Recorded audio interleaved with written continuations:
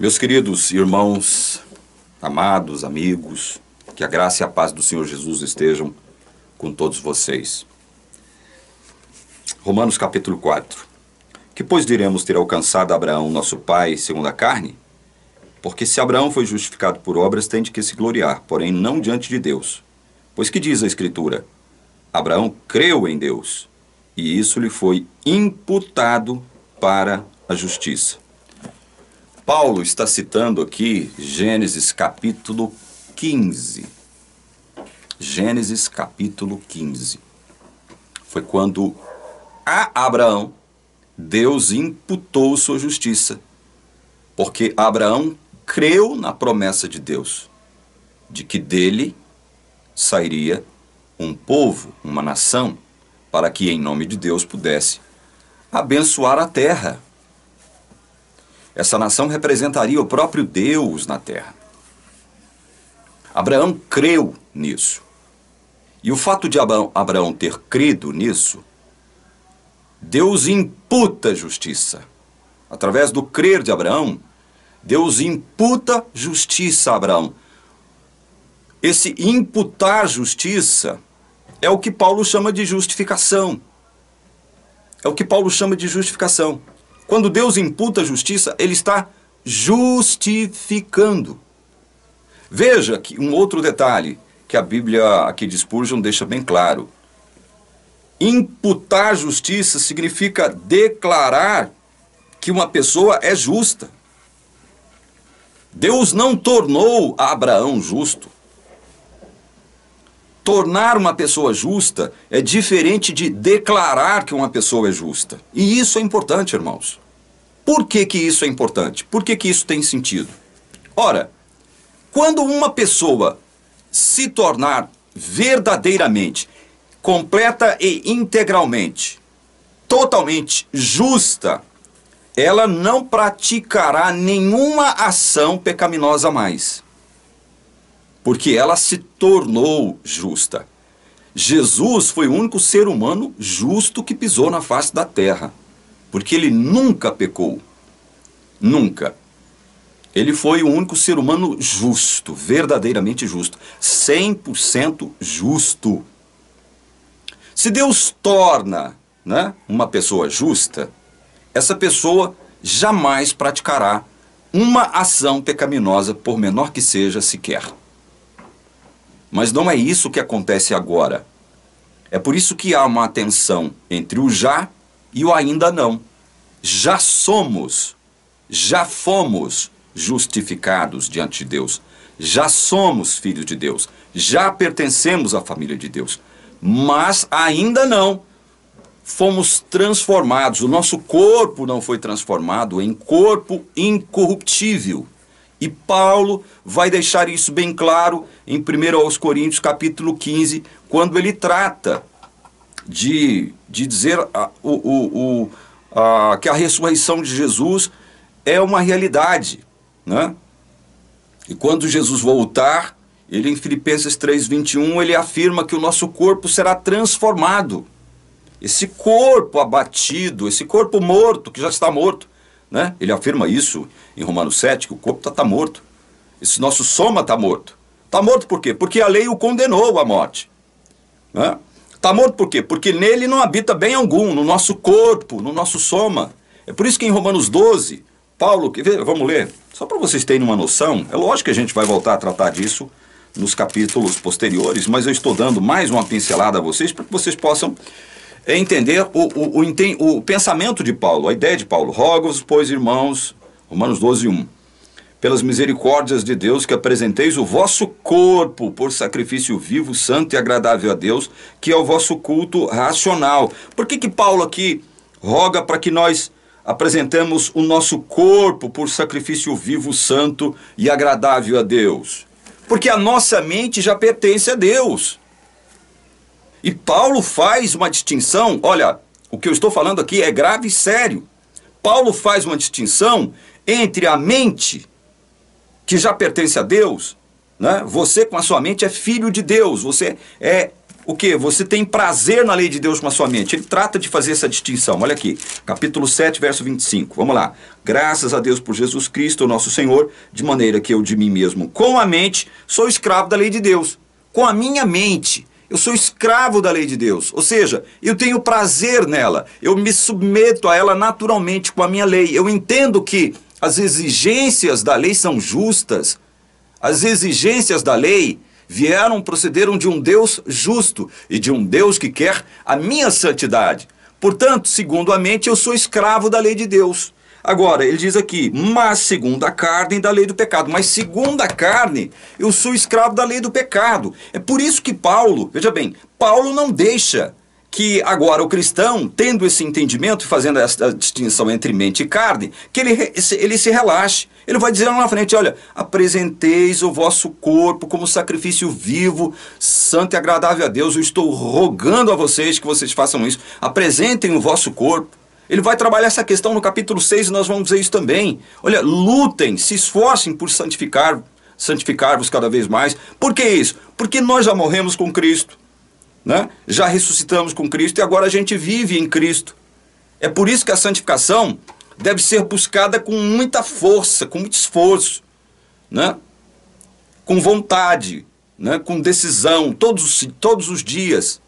Só que santificação, ela não é uniforme na vida das pessoas, né? E dentro da igreja adventista, quando você estuda esse assunto com a mentalidade, aquela mentalidade equivocada e errática da igreja com relação a esse assunto, você trata de confundir as coisas, de tal modo que eles vão dizer o seguinte, olha, e se você, sabe, cometer algum deslize, né, você perde a sua salvação. Se você, inclusive, se esquecer de que cometeu algum deslize, quando você estiver sozinho diante de Deus lá no juiz investigativo, né, quando ele passar o seu nome, vai estar só Deus e você, né, ali. E você tiver algum pecadinho, né, algum pecadinho que você não confessou, você estará condenado, vai perder a sua salvação. É por isso que há essa confusão, gente. É por isso que há esse entendimento equivocado, sabe, por parte da igreja adventista, porque a justificação é aquilo que te garante o céu, é o título que te garante o céu. E foi por conta desse entendimento, né, foi por conta desse entendimento que eu e o Elias começamos a estudar a palavra de Deus. Por quê? Até então nós não tínhamos liberdade para estudar a palavra de Deus, estudá-la com liberdade, né? E não segundo os parâmetros da teologia adventista. Nós transcendemos os parâmetros da teologia adventista, né? Nós saímos fora do curral adventista, porque até então nós éramos gado, né? Éramos como ovelhinhas, mudas e silenciosas e tolinhas nas mãos da teologia adventista, que nos manipulava, que nos controlava, não é? E que nos chantageava.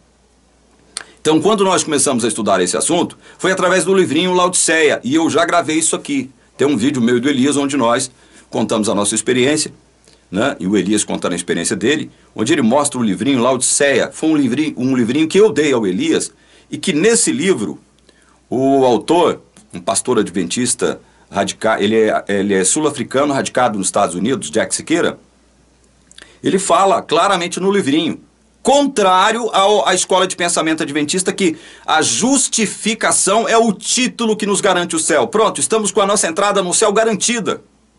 Estamos com ela garantida. E ele diz isso no livrinho. E esse livrinho foi publicado em formato de bolso, num papelzinho Helles, papel tipo jornal, um papelzinho fajuto. Ou seja, foi publicado esse livrinho em formato de bolso, ninguém deu atenção para esse livrinho aqui no Brasil, né? Tanto é verdade que retiraram ele, né, de circulação. Você não vai na casa hoje, você não encontra esse livrinho mais, né? Então foi esse livrinho que serviu como estupim para que eu e Elias começássemos a estudar a Bíblia de forma livre, independente, porque havia um pastor adventista que escreveu um livro e colocando as coisas como elas são. É óbvio que esse pastor não cria eleição, predestinação, essas coisas, nada disso, mas ele deixou claro o seguinte, olha, o que nos garante o céu é a justificação. Santificação, gente, é um negócio relativo, é subjetivo, é pessoal, cada um tem uma experiência com Deus, né? Cada um tem uma forma de se relacionar com Deus. Por isso que a santificação não é condição sine qua non haverá salvação. A santificação não é condição. Paulo, aqui no capítulo 8, ele elabora uma corrente composta por 5 elos. E nessa corrente, onde ele explica o que é justificação, o que é salvação, não há a questão da santificação. Por que não? Porque santificação é algo relativo, é algo subjetivo. Entendem? Então isso precisa ser entendido. E você percebe que nós estamos aqui no começo do capítulo 4 de Romanos, e já no começo do capítulo 4 é necessário a gente trabalhar essa questão da justificação e como é que ela se dá, como é que ela se aplica. Paulo evoca o exemplo dos exemplos, que é Abraão. O exemplo dos exemplos, que é Abraão.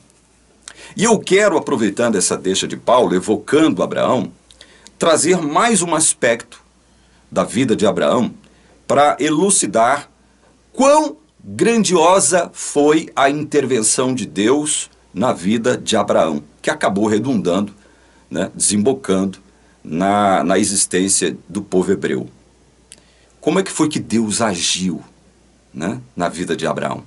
Para que vocês tenham uma ideia de que, é como o apóstolo Paulo diz, né? Tudo vem de ti, Senhor, e das tuas mãos tu damos. Tudo vem de Deus, né? E das próprias mãos de Deus é que a gente devolve a Ele. Entendem? Isso é maravilhoso.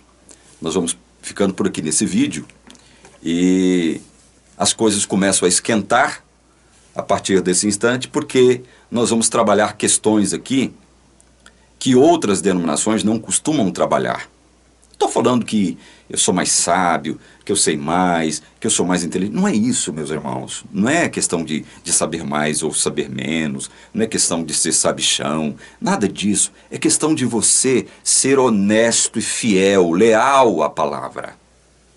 É só essa questão de lealdade à palavra de Deus, né? Você vai ver que o raciocínio se encaixa quando você lê a palavra de Deus com liberdade, procurando conhecer as intenções do autor, no caso aqui Paulo, ao escrever o que ele escreveu, ao dizer o que ele disse à igreja de Roma. E nós vamos sendo, nessa tarefa, nessa missão de expor o livro de Romanos, sendo abençoados por esse Deus maravilhoso, que nos justifica, que nos declara justos. Quando nós cremos, Ele nos declara justo. Quando Deus nos declara justos, nós alcançamos o nosso título ao céu. Não porque nós obedecemos à lei, não porque nós praticamos a lei, mas porque Ele soberanamente decidiu derramar graça sobre nós. Ele soberanamente decidiu derramar graça sobre nós. Nos deu o dom do arrependimento, nos deu o dom da fé, e por isso nós cremos. Eu só creio porque Deus me deu a graça do arrependimento e da fé. E quando eu creio, eu recebo a justificação. Eu sou declarado justo. Eu não me torno justo agora. Ainda não. Mas eu sou declarado justo. E quando eu sou declarado justo, eu já participo do céu, mesmo estando aqui na terra. Eu já sou um cidadão do reino de Deus, mesmo estando aqui na terra ainda.